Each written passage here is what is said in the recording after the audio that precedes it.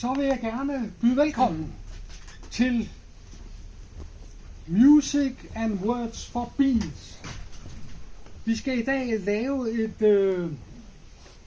et stykke historisk arbejde, et stykke kulturhistorie, vil jeg sige. Det er nogle fantastiske musikere, Benisse Hostrup, som har opfundet noget, der hedder Music for Beats. Ja, hende må man gerne klare af.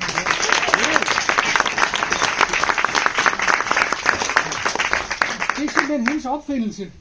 Og med sig har hun så en af vores efterhånden store kendinger her i tekst til tiden, Morten Carlsen.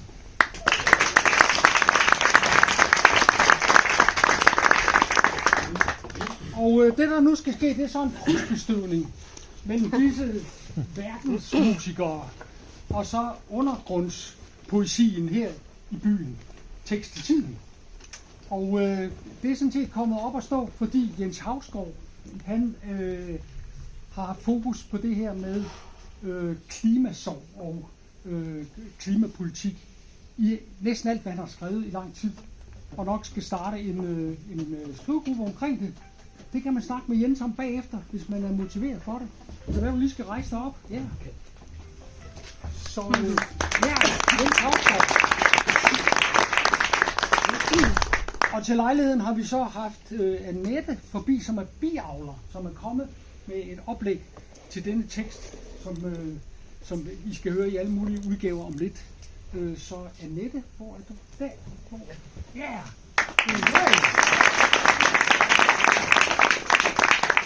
Så jazzmusikere, poeter og biavlere. Og tekst til tiden, det er så dem, der vil sige nogle ord her, sammen med noget musik. Og det foregår på den måde, at I skal ikke klappe af dem før til sidst, fordi så bliver det hele for langtrukken. Så forstår man ikke, klapper det hele. Men til sidst, så vil de alle sammen komme op på denne ølkasse og modtage jeres kærlighed og applaus. Så der bliver lejlighed til at klappe også af tekst til tiden. God fornøjelse.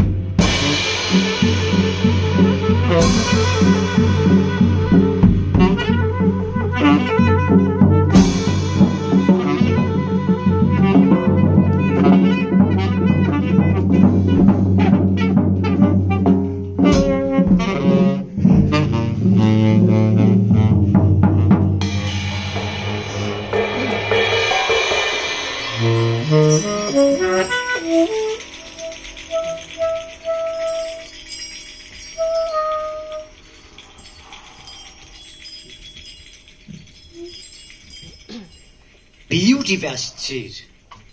Og så i Danmark. Måske i Tibet eller ombord på Noahs ark. Men lad os da for Guds skyld frede asfaltjunglen og afskaffe midterrabatten og blomsterhavet i grøftekanten.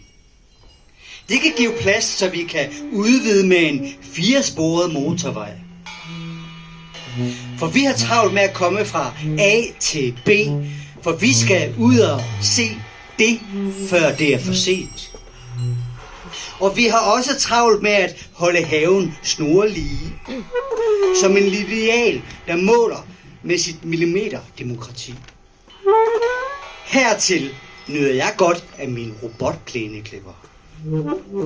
Den går ikke i vejen for at skalpere et pindsvin, og der lader sig plyse eller benamputere af plæneklipperens skarpe klinger. Er der græs på plænen, så må der bekendt spilles. Lad os snylde på naturen som de afrikaniserede bier, der kun kender til at nyde. Ikke som de andre bier, der er bipolare og veksler imellem, at man skal yde, før man kan nyde. Så jeg er blevet rundhåndet med Roundup, der med sin litervis af giftig glyfosat lurer ud i alt fra skarntyde til skvaderkål. For uden naturen, der er der jo naturligvis naturligt nok. Men i min have, der hersker der hierarkisk orden. Her er det mig, der tager bistikket hjem og udrydder ukrudt og andet uønsket liv. Hvem kender alligevel botanisk forskel på blomster, bier og Bishop's Weed i min baghave?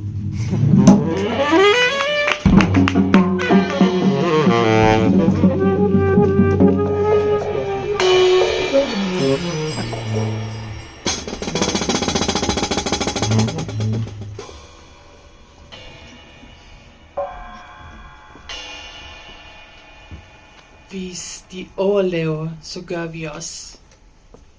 De små, bitte lille bier, som lever her på jorden, de beriger hele universet, er noget det skønneste Gud har skabt. Jeg ser dem fra blomst til blomst om sommeren. De spreder glæde blandt de børn og barnlige sjæle, som stadig tror på naturen, som stadig tror på, hvis bier overlever, så overlever også vi. Kærlig hilsen, en barnlig sjæl.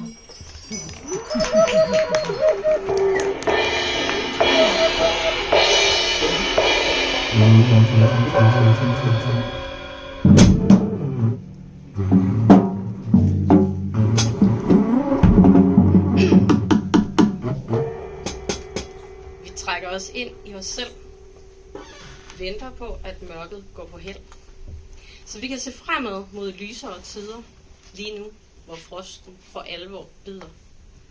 For vind og vejr kan skabe uvejr i selv.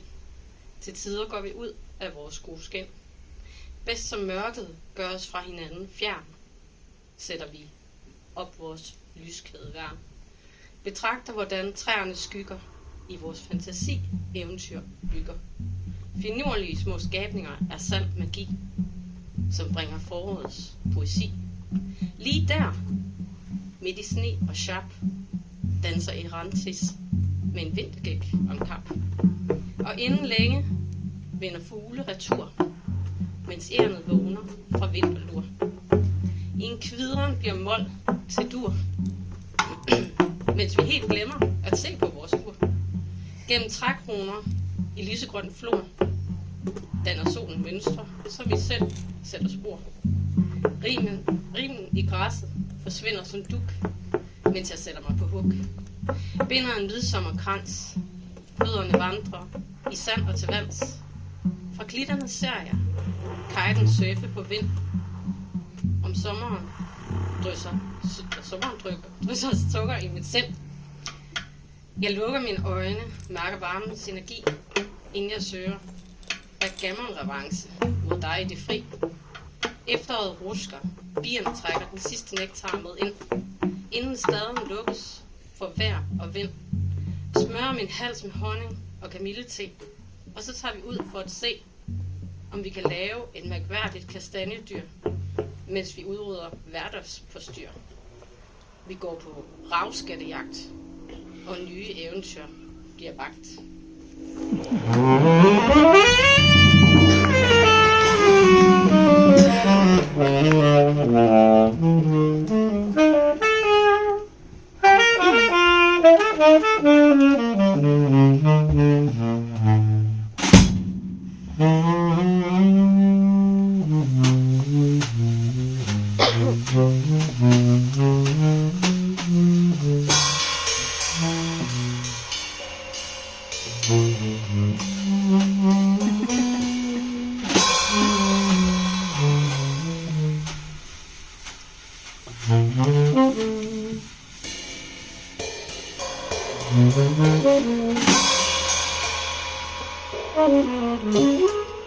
To digte om Gud. Gæresmutte, blåmejse, svaler. Jeg kan ikke rumme svaleunger i reden. Synet overvælder mig. Endnu ikke flyvefærdige. Om lidt et sving ud under himlene. Det er min Gud. Søkonge, præstekrave, marsvin. Jeg kan ikke klare rundingen af havet, hvor den knækker mod dybet. Solens lys, sindssyge skønhed, edderfuglenes dyk. Det er min Gud. Lindetræ, poppel, rønnebær, eg. Min Gud er lindetræet. Jeg kan ikke bære lindetræets skønhed. Lyden af bierne i dens millioner af blade. Det er min Gud. Når I skærer lindetræet, vil I finde mig lænket til hende. Og før I saver hende ned, der må I save mig ned. Skær mine arme af, mine ben, mit hoved. Dissekerer mig i en larm af motorsavens brølen. Alt mit blod vil løbe ned i jorden, hvor det vil lægge sig til at vente på et nyt træ. Om Gud. Den største kraft i verden er et sovende barn. Det lyser fra den dybeste viden om kærlighed og lys ud i ansigtet, hænderne. Det største lys er et sovende barn. Oceaner af tid og liv og sorg og mening skinnende i verden. Den største Gud i verden er et sovende barn. Himlenes herre, herskars herre. Det er min Gud.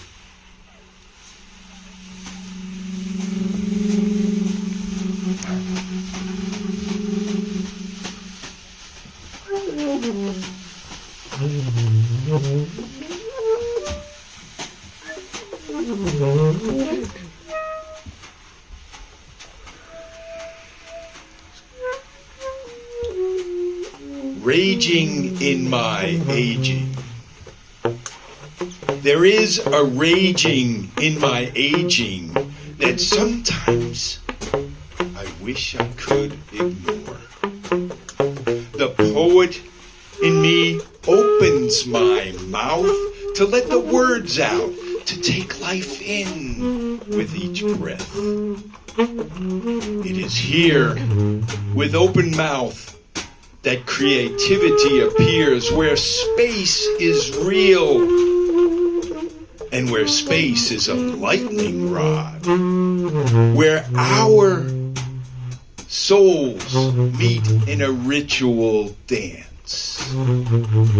Performing with my poetry is committing to the dance.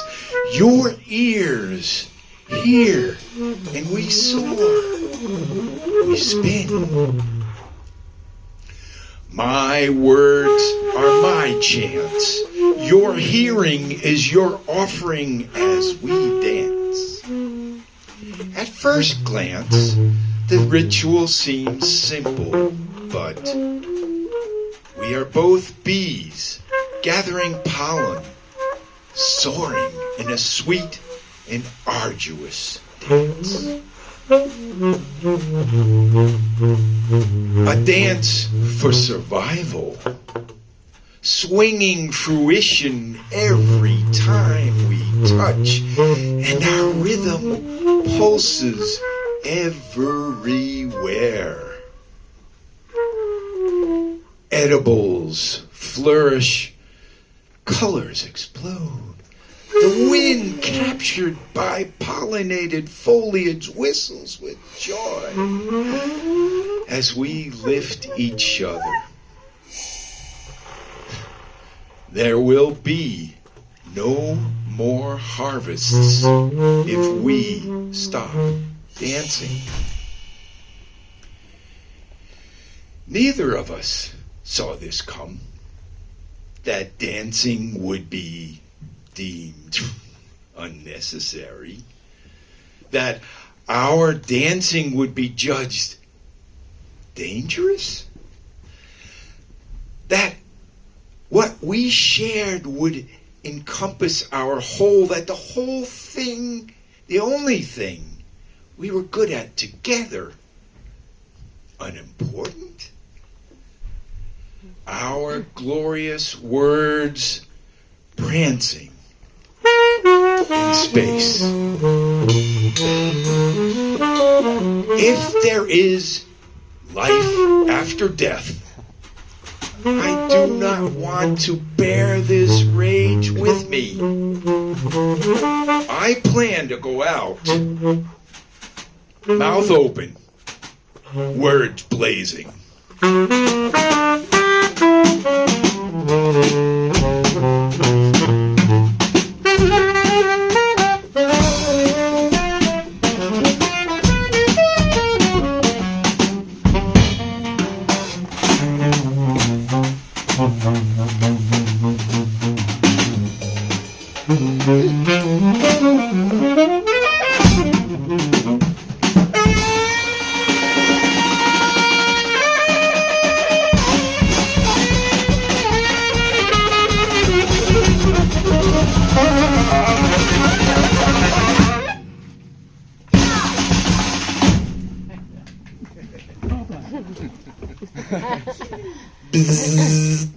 Jeg er en bi. Prøv lige at høre. Der er noget, jeg skal forklare dig. Vi skal ikke til den bitre ende. Vi skal til den summende fremtid. Jeg nægter at kopiere den flydende paranoia, der svæver fra sind til sind. I gamle dage var der flydende oma. Nu er der skiftet til paranoia. Solgt i brækkende news. 3 for 100 mand. De steger din hjerne på en pande. Lederne har misforstået piktografien på skiltet, og menneskene har ikke styr på en skid. Derfor overtager jeg verdens herredømmet. Og vi skal ikke til den bitre ende. Vi skal til den brummende fremtid, hvor der er flyvende fælles bibiler. Mennesket er sat fri til nudistisk huliganisme, og der er masser af kærlig krøllet kratværk, undskyld. Jeg er en bi, prøv lige at høre.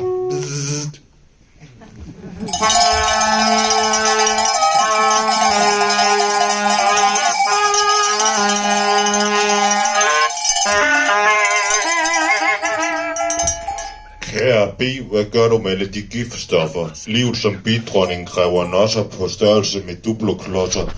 Klimaet kokser, naturen er ved at blive et udsat fænomen.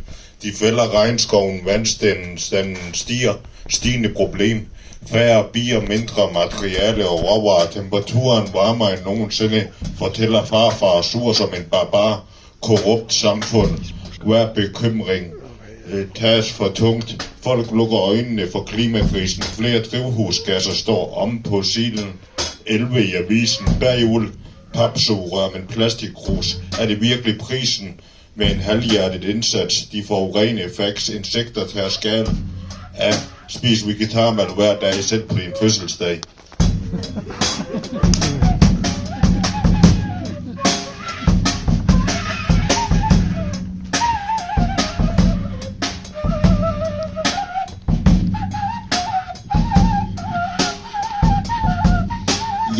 Ja, Israel har udviklet droner. Men den her teknologi, det er noget, der virkelig boomer. For Når blomsterne springer og kirkeklokkerne ringer, så ved vi godt, hvad robotterne bringer.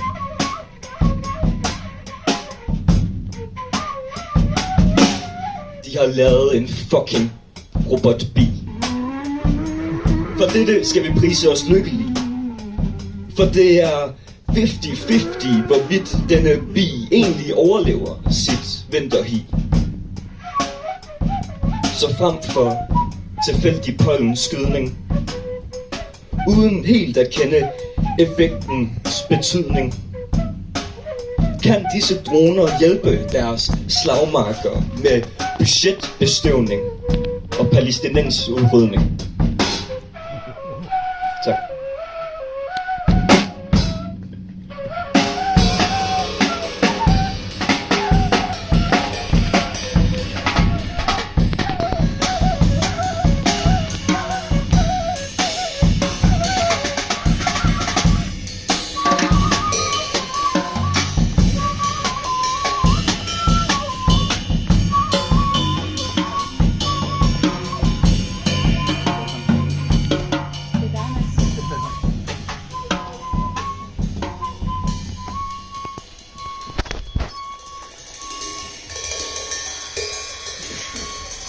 I dag har vi et opgør med naturen.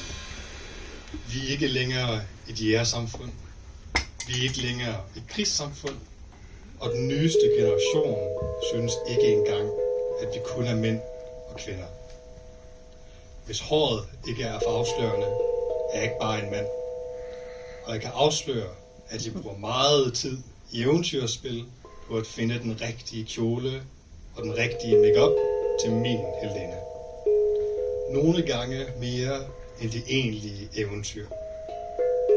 I mine bedsteforældres generation jagede manden pengene, og kvinden passede hjemmet.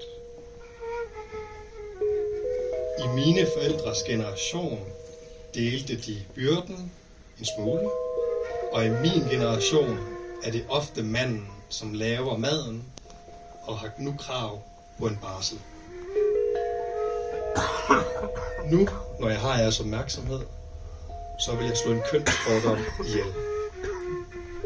Kvinder er ikke bedre forældre end mænd.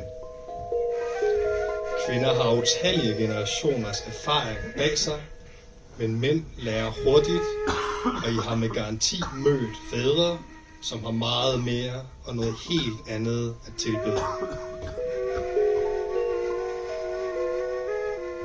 Ting, som oftest trumfer de pædagogbøger og gamle erfaringer, som mødre generelt baserer deres opdragelse på.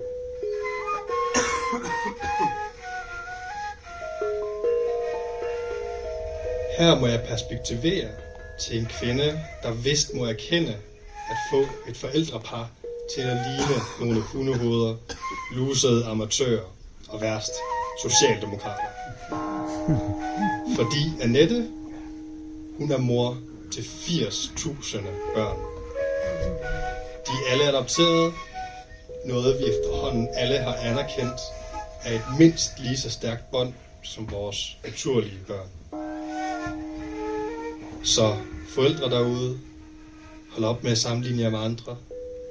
Tro på jer selv, snak med jeres børn og vær der for dem. I sandheden er, at de aldrig vil kunne hamle op med et fiktivt ideal. Coronahysteriet er over, så husk at give jeres familie et ekstra stort kram her til julen. Mange gange glædelig jul og godt nytår.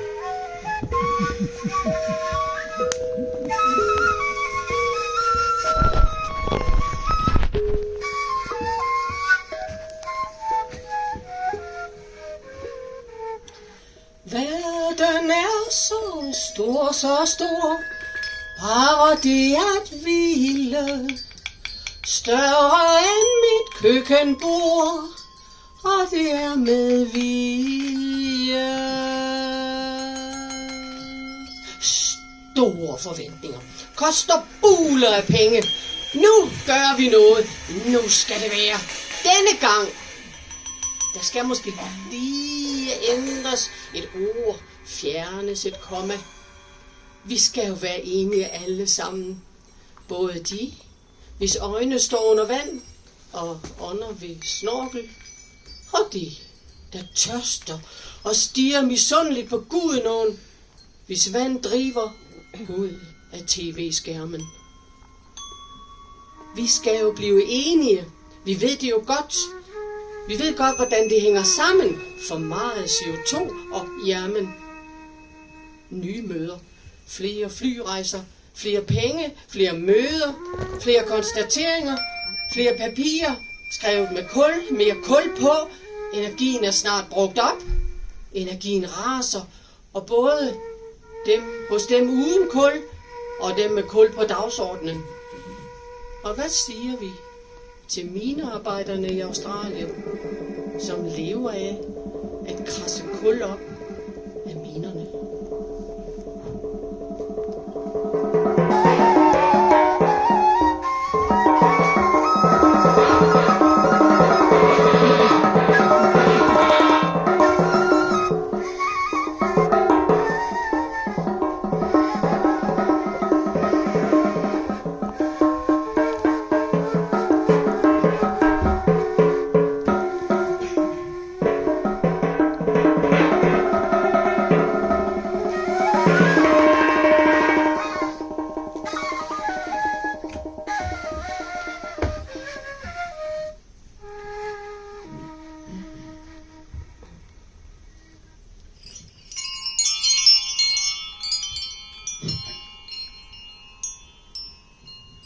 Bier filosoferer over universelle idéer.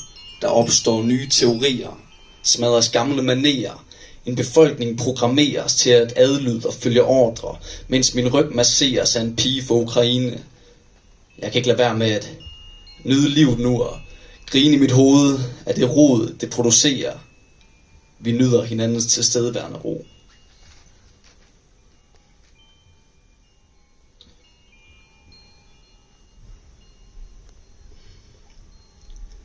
Endnu en retningsløs rejse.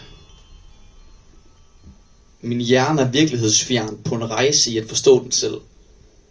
Jeg tror ikke, naturen behøver at forstå den selv. På et intellektuelt plan.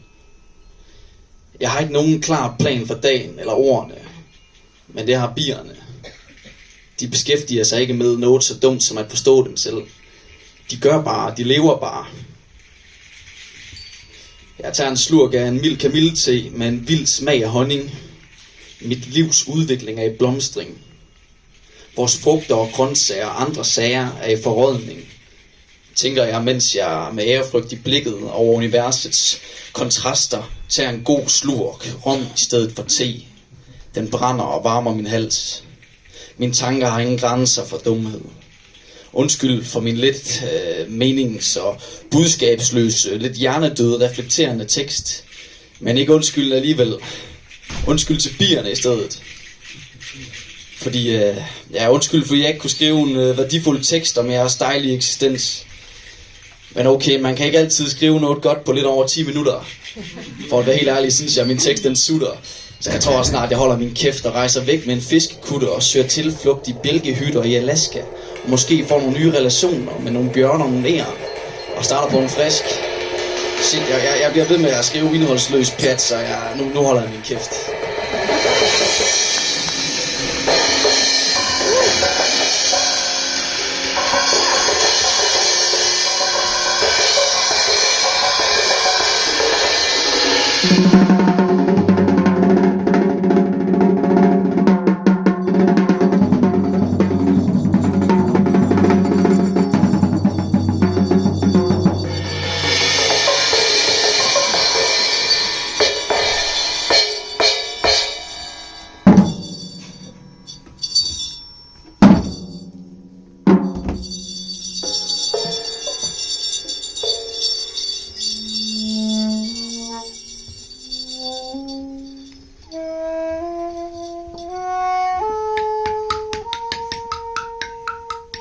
Sommersult, pollen, bestøvning, udposninger på benene,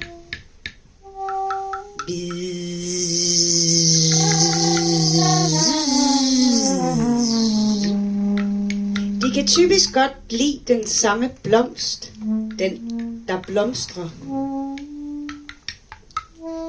Rapsen sætter sorte frø.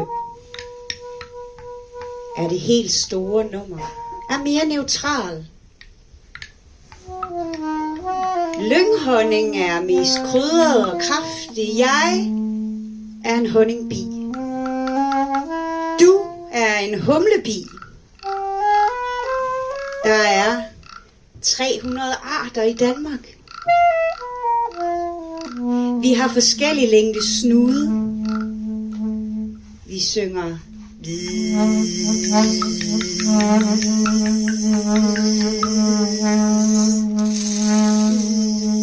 I sommerbrisen. Dronningen flyver op til dronepladsen, hvor hanbierne er. Når vi er blevet parret, har vi det rart. Dog ikke dronerne, der dør under parring. Det er kun rimeligt.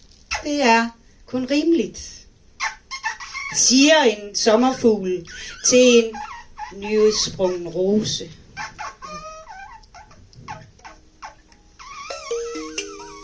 ...37 grader er nødvendigt, så vi basker med vingerne, så musklerne varmer vores dronning. Jeg flyver ind i musikken. Jeg er en unåde. Mit liv er løsrevet fra enhver logik. Jeg bærer hele verden i min rygsæk. Og du sidder bare der og zapper på dit nye tv. Og skummer fløden til din kaffemaskine. Pis tynde te. Du overforbruger alt uden samvittighed. Du og jeg. Vi er menneskelige miljøsvin. Der er intet bifald. I en bisætning bryder bodybuilderen den pinlige tavshed ved julefrokosten. Jeg savner grunde til at overforbruge i julen. Jeg har allerede kvalme. Min ven sagde, da vi gik igennem et hektisk, hårrejsende magasin. Folk har travlt med at købe gaver til folk, de ikke elsker. Det var virkelig klogt sagt.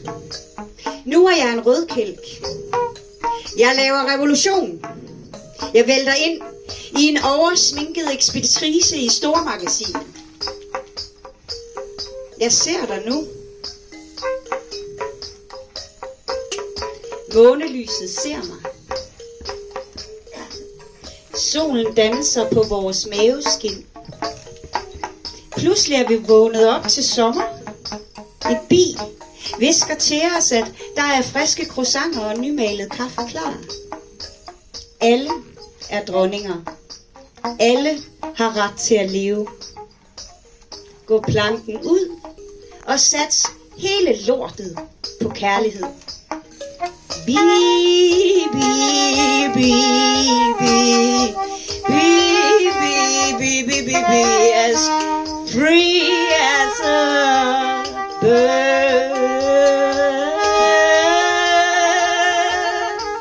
Bistik aldrig af fra en chance.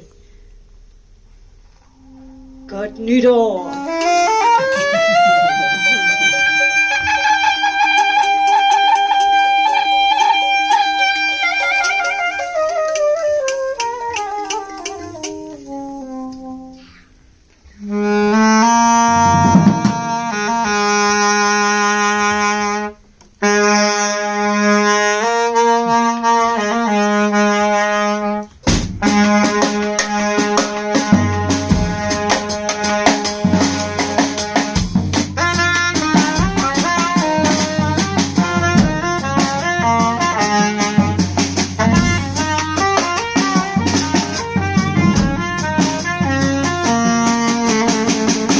Fristil.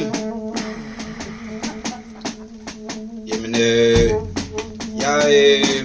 jeg kiggede på noget arkitektur, og så var der 5 drenge, der stod og freestyle, rimede mod hinanden. Og så sagde den ene til den anden, Jeg skal kun bruge én bygningskonstruktør. Jeg har altid sådan nogle små vittigheder, hvor man lige skal tænke lidt over det. Fordi jeg kan godt lide, man kan godt lide at efterlade et frø til eftertænksomhed. Og nu tillader jeg mig at fristil. Jeg tillader mig at fristil. Ja. Eller essaysk, som det hedder på så smart små dage. Jo, men even the foolish young ones. Det betyder selvfølgelig kun et fjol til ung en gang. Man kan tage i byen hver fredag eller lørdag. Man skal stole på ens sidekammerat og ens bagkammerat. Fordi det er som regel en cool fyr, der sidder bagved i bussen. Metroen er altid et godt sted, og tempoet, det er man altså med til at bestemme sammen. Det er ikke kun én, der bestemmer.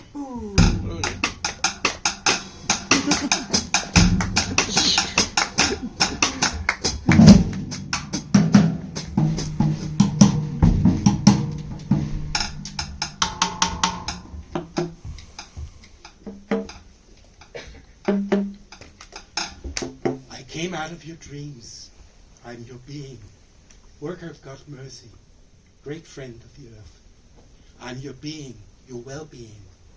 I'm out of 7 families of 20,000 relatives, identical sisters all the lot, princesses of a queen and a king. I'm your being, your well-being. I fly like a helicopter, got 9 brains and a sting, consciousness and ability to learn. Ants and wasps are my family. I'm your being, your well-being. I used to go wide and roaming. Today I'm ferrying road trains from Nova Scotia to Santa Barbara. I'm your being, your well-being. Collector of nectar and pollen and happy flowers. Feeder of offspring by the number. I'm your being, your goddamn well-being. Mistresses of the flowers, fairies of the coming, dancers of life. I'm your being, your well-being. My life is a 60-day stint, unfair conditions. But without me, you'd be all but a barren biological desert. I'm your being, your well-being.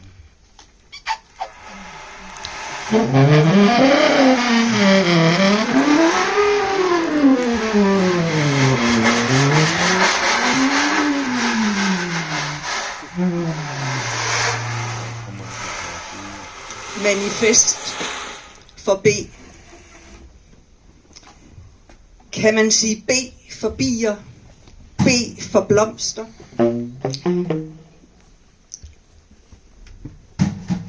Undskyld. Kan man sige B for bier? B for blomster? B for børn? Kan man sige B uden at sige A, som i afmagt? Når der nu er B i bomber, i besættelser, i børnene. Der er B i bunker af ord og handlinger. Lad os bede for dem alle. Jeg ved nu, at der er 296 registrerede arter af vilde bier i Danmark. Heraf 137 arter, som har livskraftige bestande. Nu ved I det også. Engang fandtes der humlevæksbi, knopurt vejbi, glansbi, maskebi, skægbi og pragtsørgebi. Det har jeg vidst siden i morges. Nu ved I det også. Lad os bede for alle disse arter, der har befrugtet verden. Eller bedre endnu. Lad os gøre som bierne. Lad os bestøve. Lad os bestøve verden. Lad os bestøve verden med viden.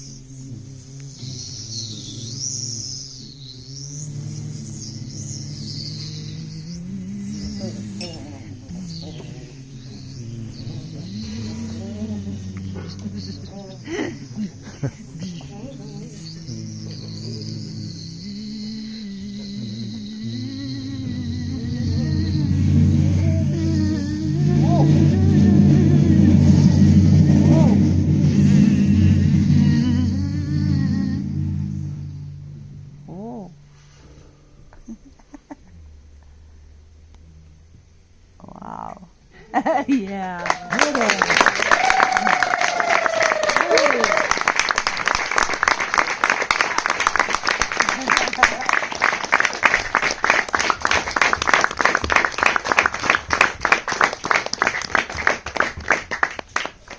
Benisse Harstrup!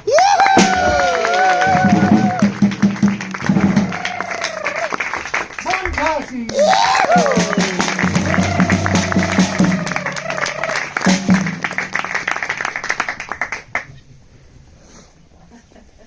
Hvad siger du? Ole Holmgaard! Ole Holmgaard!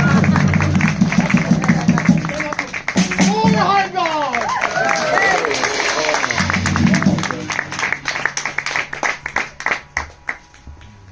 Og du kan godt komme lige rundt af hinanden.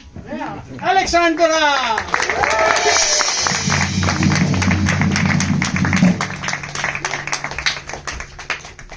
Julie!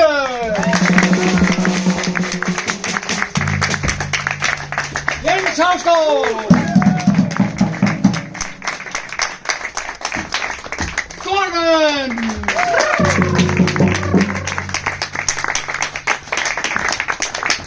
Mads! Sino!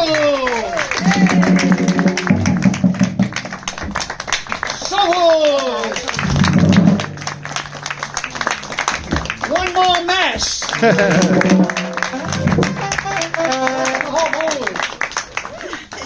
Karin!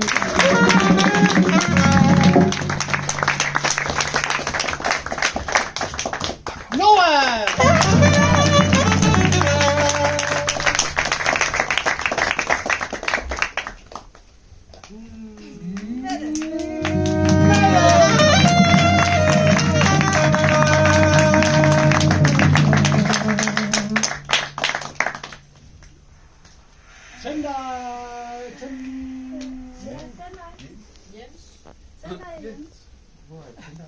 Tendai, vi klapper af Tendai.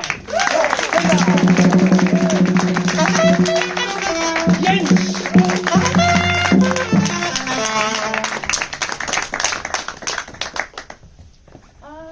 Du får den deroppe på, ja. Og Lisa!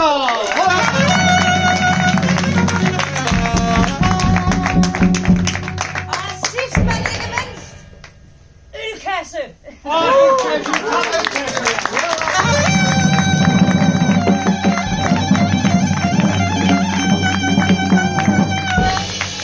Og lad os klappe af publikum.